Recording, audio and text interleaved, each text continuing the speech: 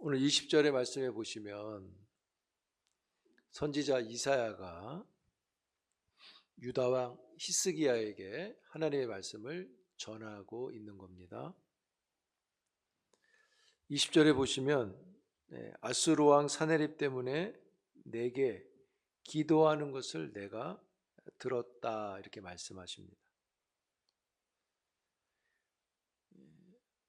히스기야 왕이 아수르 때문에 기도를 했는데 하나님께서 응답으로 주신 말씀이 20절입니다. 이 당시 아수르는 고대 근동 지역에 있어서 패권 국가였습니다. 아수르는 이미 북이스라엘을 정복한 상태입니다. 북이스라엘이 아수르에 의해서 세워진 지 200년 만에 사라지게 돼요. 그래서 성경에 이제 북이스라엘은 등장을 안 합니다. 그 일을 이 아수르가 한 거예요. 북이스라엘을 정복했으니까 그 다음엔 당연히 남쪽 유다를 정복하려고 했겠죠. 당시 아수르의 왕이 사네립 왕이라고 되어 있죠. 사네립은 2번 남쪽 유다를 공격해요. 1차에 군대를 이제 데리고 왔어요. 히스기야가 너무 깜짝 놀라서 두려워서 사네립한테 성전과 왕궁의 모든 금은보화를 다 줍니다. 아수르 왕이 이걸 받고 전쟁을 하지 않고 돌아갑니다. 종주국이 된 거죠. 왕과 신하처럼 돼버린 거예요. 그런데 금은보화에 만족을 못하고 두 번째 또 공격해 옵니다. 그것이 오늘 19장입니다. 근데 이번에는 18만 5천 명을 데리고 와서 예루살렘을 꽉 둘러싸고 자기 사신한테 편지를 써서 히스기야 왕한테 보냈어요. 그리고 항복을 요구하는 겁니다. 편지를 받은 히스기야 왕은 두렵기도 하고 고민도 되는 거예요. 가장 강한 나라와 싸울까? 아니면 편지대로 항복을 할까? 이런 고민이 많은 거죠. 그 편지의 내용은 10절 이하에 본문 19장 10절 이하에 쭉 나오는데 요약하면 그겁니다. 너희들이 믿는 여호와가 예루살렘을 지켜주지 못한다. 하나님이 너희를 지켜준다는 것은 거짓말이다. 아수르 신이 지금까지 이기지 못한 신은 없다 이거예요. 항복해라 이런 말을 합니다. 히스기야의 말을 듣지 말고 내 말을 듣고 이스라엘 남쪽 유다는 항복해라 이런 편지입니다. 이런 상황에서 히스기야가 지난번처럼 금은보화를 주는 게 아니라 기도를 했고요. 하나님이 응답을 하신 게 20절 내용을 갖게 되는 겁니다. 20절에 내게 기도하는 것을 내가 들었다. 히스기야가 기도를 했는데 오늘 본문은 14절에 보면 이렇게 기도를 했어요. 편지를 여호와 앞에 펴놓고 아수르 왕한테 받은 편지를 협박성 있는 편지를 비방하는 내용이 담긴 편지를 하나님 앞에 펴놓고 기도한 것입니다. 그냥 기도한 게 아니라 받은 편지를 펴놓고 기도했다는 거예요. 편지를 펴놓은 이유가 뭘까요? 이게 부족도 아니고 왜 이렇게 했을까요? 그것은 편지를 펴놓고 기도한 것은 하나님께서 직접 읽으시고 보시라는 마음을 갖고 기도하는 것입니다. 그래서 하나님 이거 읽어보세요. 펴놓고 기도를 했는데 하나님께서 그 편지를 읽고 보셨는데 내가 읽고 봤다고 하는 것을 오늘 본문에는 뭐라고 말씀하셨냐면 20절에 내가 들었다 이렇게 말하는 거예요. 결국 이 말은 내가 그 편지를 읽었다 이런 뜻인 겁니다. 읽고 듣고 뭘 의미하는 거예요? 내가 안다 이런 뜻인 거죠. 내가 안다. 말씀드렸듯이 그 편지의 내용은 16절에 보면 하나님을 비방하는 내용이 담겨 있습니다. 너희의 신은 강하지 않다. 우리의 신이 강하다.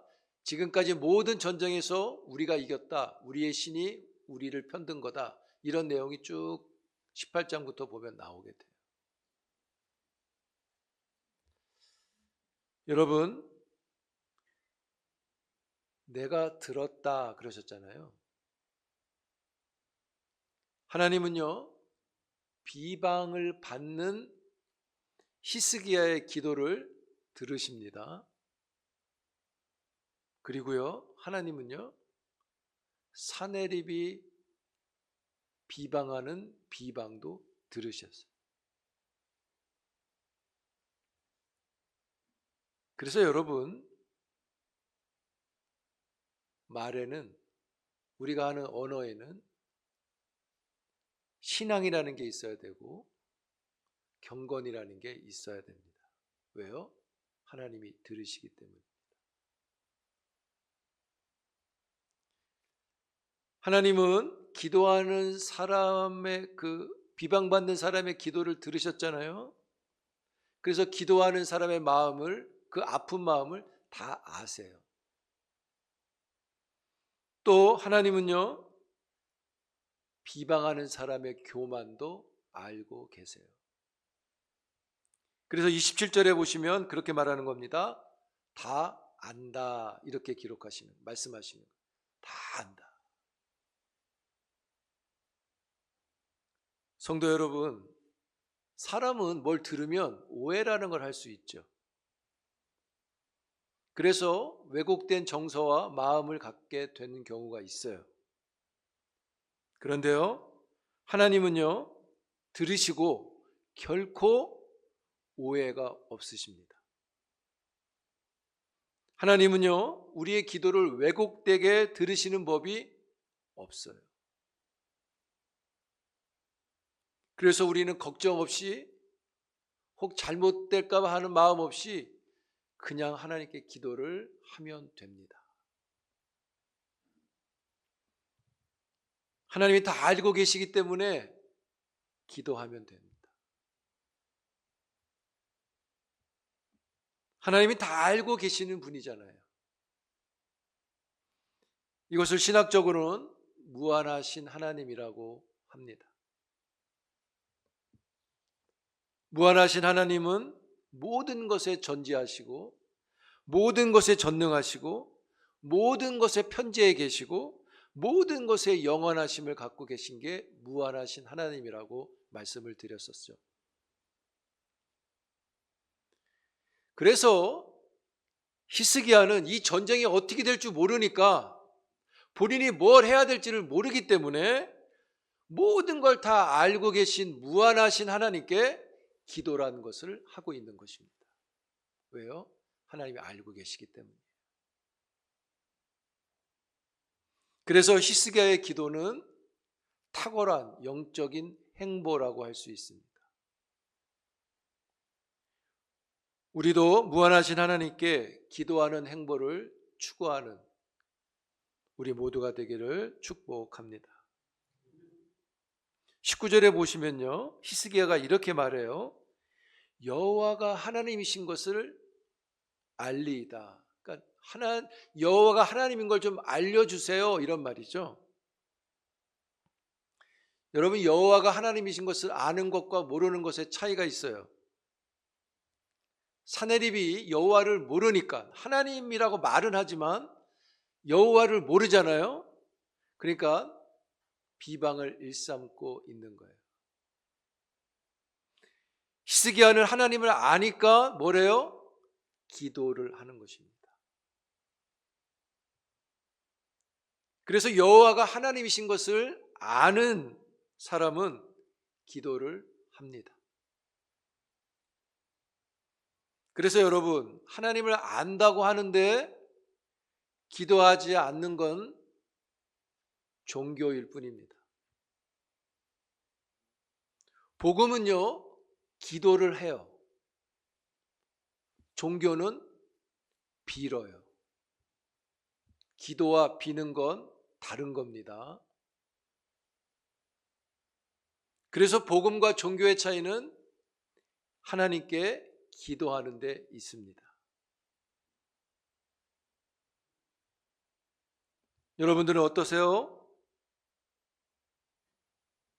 성령을 구하는 여러분 되기를 축복합니다. 14절에 보면 히스기야가 기도할 때 이렇게 기록해 놨어요. 성전에 올라갔다. 여러분, 성전에 올라가서 기도하는 게 당연한 것 같죠? 그렇지 않아요. 이 당시에는 성전이 무시되던 시대예요. 우상이 더 많은 시대였어요. 성전에 진심이 없는 시대였어요. 자기 집에 우상을 갖다 놓은 시대였어요. 그래서 히스기야가 그 우상을 많이 없애려고 했죠. 그래서 성전을 올라갔다고 하는 이 일은 아주 중요한 신학적 메시지입니다. 여기 20절에 보시면 그렇게 말했잖아요. 사내립 때문에 성전에 올라간 거예요.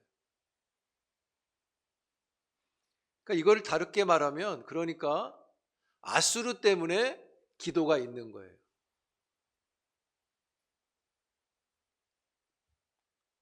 사내립이 없으면 성전에 올라가 기도하는 일이 없어요. 그래서 여러분, 우리에게 있는 고난과 시련, 두려운 일들이 있잖아요. 교회에 올라와서 기도하라 하시는 하나님의 메시지로 받으시기를 바랍니다. 교회에 올라와서 기도하라, 무한하신 하나님이 들으시는 거예요.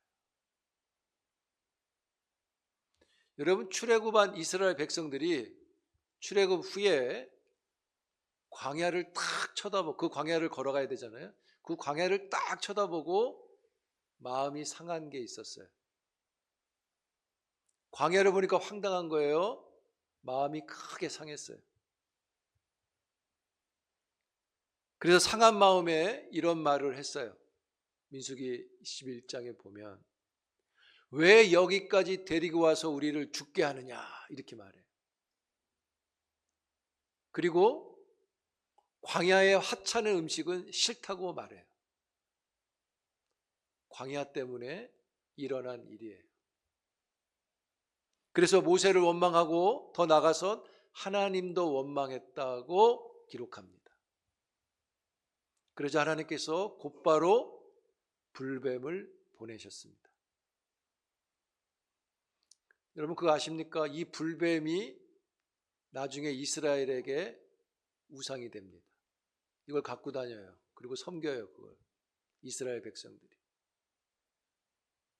히스기야가 그거를 치웁니다.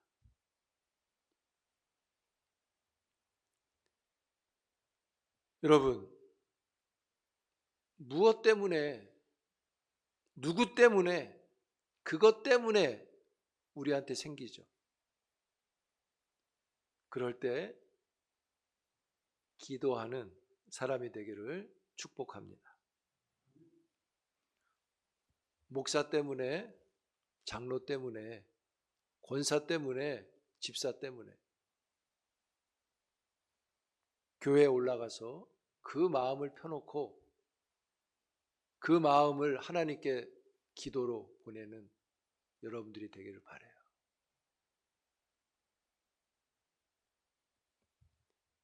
그때 하나님께서는 은혜를 주십니다. 기도하는 히스기야에게 주신 하나님의 은혜와 복이 있어요. 우리 19장 35절 다 같이 읽어봅니다. 같이 있습니다. 시작. 이 밤에 여호와의 사자가 나와서 아수르 진영에서 군사 18만 5천 명을 친지라. 아침에 일찍이 일어나 보니 다 송장이 되었더라.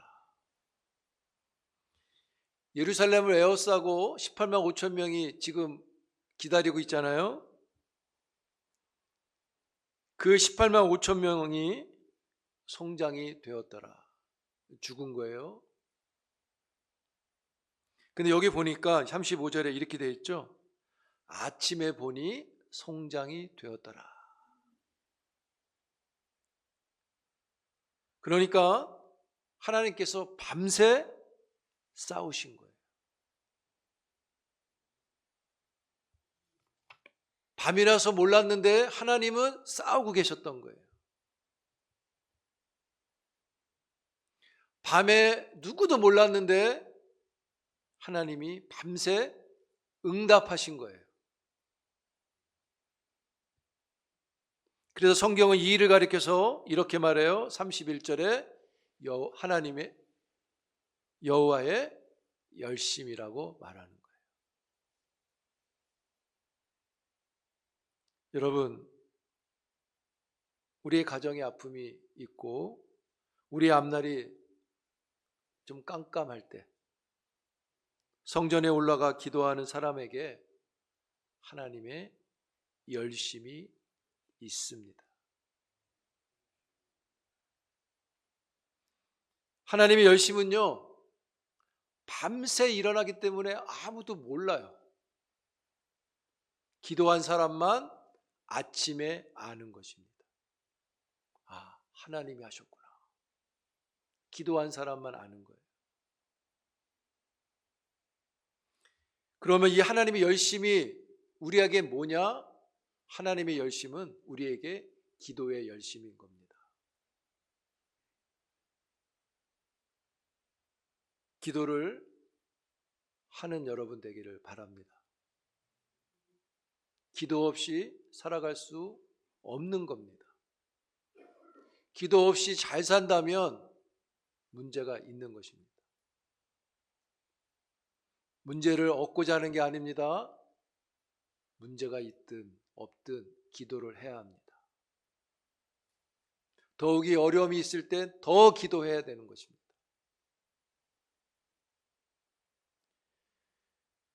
여러분, 오늘 말씀이 기도하라는 뻔한 말씀이잖아요. 저도 그렇게 말하고 싶어요. 여러분, 수요기도 꼭 오셔서 기도하세요. 바쁘든 안 바쁘든 이유가 있든 없든 와서 기도하세요. 기도합시다라고 하는 이 뻔한 이야기이지만 이 뻔한 이야기를 살아내는 것은 다른 문제입니다. 이 뻔한 이야기를 살아낸 건 다른 거예요. 뻔한 이야기를 갖고 살지 말고 뻔한 이야기를 살아내는 우리가 되어야 합니다. 사랑하는 성도 여러분, 하나님의 열심에 대한 상상력을 크게 가지세요. 그리고 그 하나님에 대한 큰 믿음의 상상력을 가지고 예언자적 기도를 하시기 바랍니다. 사랑하는 성도 여러분, 여러 상황 속에서 우리가 뭘 선택해야 할까요? 비방인가요? 기도인가요? 성전인가요? 신전인가요? 복음인가요? 종교인가요? 사랑하는 성도 여러분, 우리의 영적인 속도가 성령을 구하는 기도로 잘 조절이 되기를 바랍니다.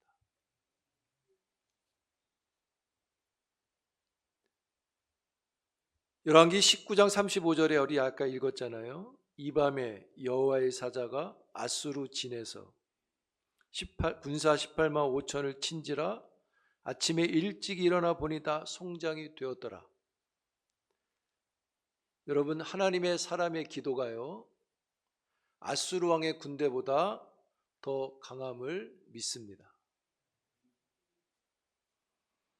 우리의 기도를 들으시는 하나님은 무한하시고 강하십니다. 기도하는 사람에게는 하나님이 주시는 아침이 있습니다. 기도가 있는 우리 모두의 믿음이 있기를 주의 이름으로 축복합니다.